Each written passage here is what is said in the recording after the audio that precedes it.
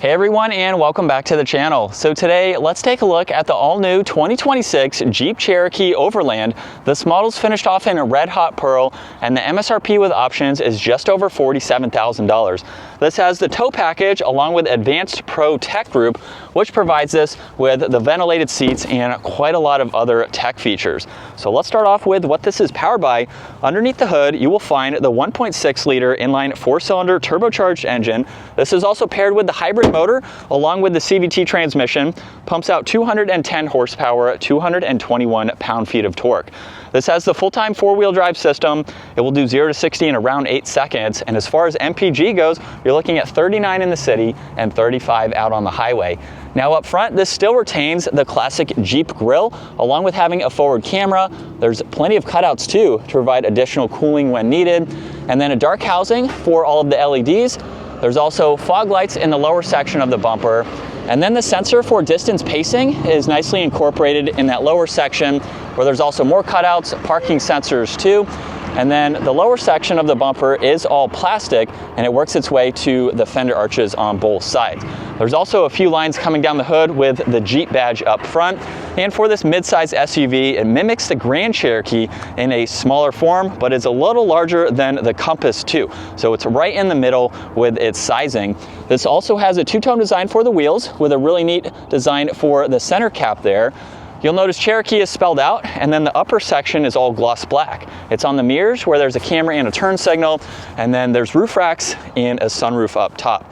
And then you'll notice that flush design for the door handles, and this has somewhat of a boxy look to it. I think it has some really nice proportions to it, especially coming to the back here, where there's a third brake light, there's a wiper blade, LEDs with gloss black in the middle of the power liftgate, there's the backup camera, parking sensors, and then this can tow around 3,500 pounds. The hitch is currently hidden at the moment. So that is nice to see that it's flush when you're not using it. Now this also has remote start, so if you lock the vehicle, double tap this button in the middle, that is how you can start this up as needed. And then when you're ready to shut it off, just hold on it. There's also the release for the liftgate, or you can just use the control underneath. So it's a very similar cutout and design as the door handles on the side. Now for this Cherokee, surprisingly, this is a lot of cargo space. You'll notice too, a spare tire underneath where you could place some other items as needed. There's also a 12 volt, some tie down hooks too. If you are tall enough, you can reach in and fold the seats down from here, just to get that much more interior space. So this is definitely a very practical, smaller SUV. And then there's the control on the side to close the liftgate. Now working our way to the interior, this has the white interior. There's also Alpine for the audio. This is the electronic release to exit. And then there's a window control, lock and unlock. And then from this angle, huge cutout to place in some larger items. Now at 5'10", I have a good bit of space. There's also a storage pocket. There's vents, you get heated seats, auxiliaries down below, and I have about 2 inches of headroom. So it's definitely very comfortable and practical. There's an armrest with cup holders, and then the large windows provide a lot of light and visibility. This is perfect as well for car seats with the amount of space that's in the back.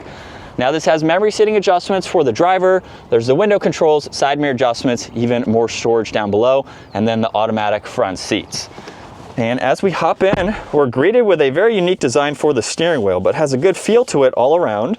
And the engine start stop button has a similar design as the steering wheel. Now this still retains controls on the back side of the steering wheel for volume and tuning. And then cruise control settings with distance pacing are on the right side.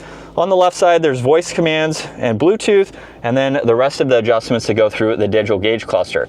So if I start scrolling left or right, this is how you can go through the main information, and then within each one of these, you can either just enter the information. So under the screen setup, you have the upper left and upper right, so you can show what you would like to have there, or you can start scrolling through some more information.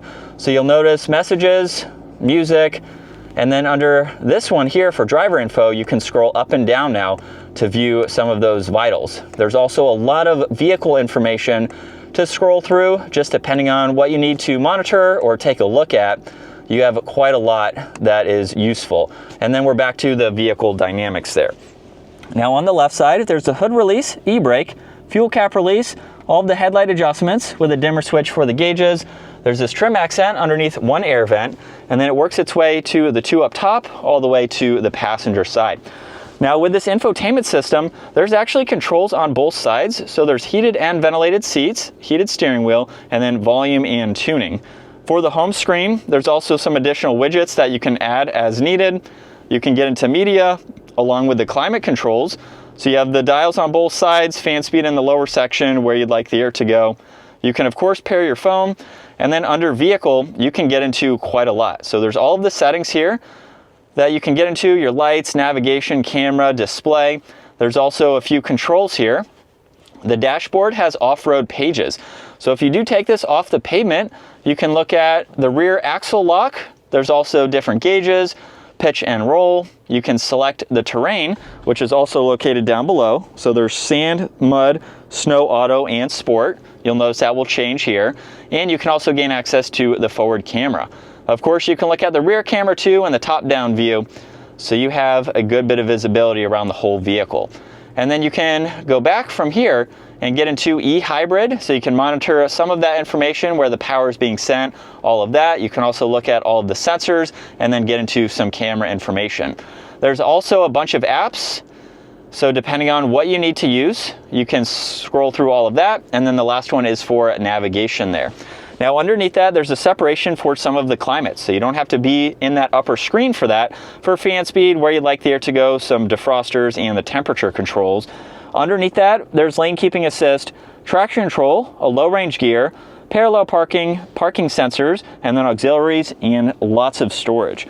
There's also cup holders with a little bit of storage for your phone in the middle, and then this is the dial for the gear selector. So just by rotating it, you can go through those, of course. And then there's auto hold, a downhill assist. You get wireless charging, storage, and an auxiliary in the armrest there.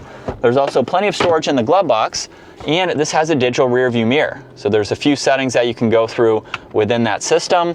There's also a sunglass holder, and then garage door buttons on the driver's sun visor. There's adjustments for the sunshade and sunroof, some call buttons, and then the rear liftgate too. And then here's a look at visibility, where it's very easy to see. For this boxy design, you have quite a lot of glass. And still in sport mode from 20 miles an hour, here we go. So just a very minor acceleration and we're up to speed. And this is what it's like to be behind the wheel for the latest Cherokee.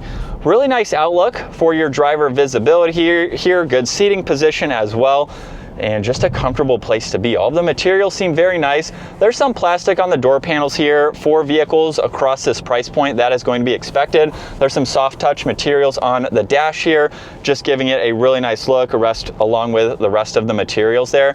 So overall, it seems like a very well built interior with the quality of the materials, and a very comfortable vehicle to drive. Now, since this is my first time checking it out, this is more first impressions of this vehicle, but I've been able to drive Jeeps in the past, and for the drive that I'm doing today, seems like a very nice vehicle to daily drive, and something that will be incredibly comfortable for you and your passengers.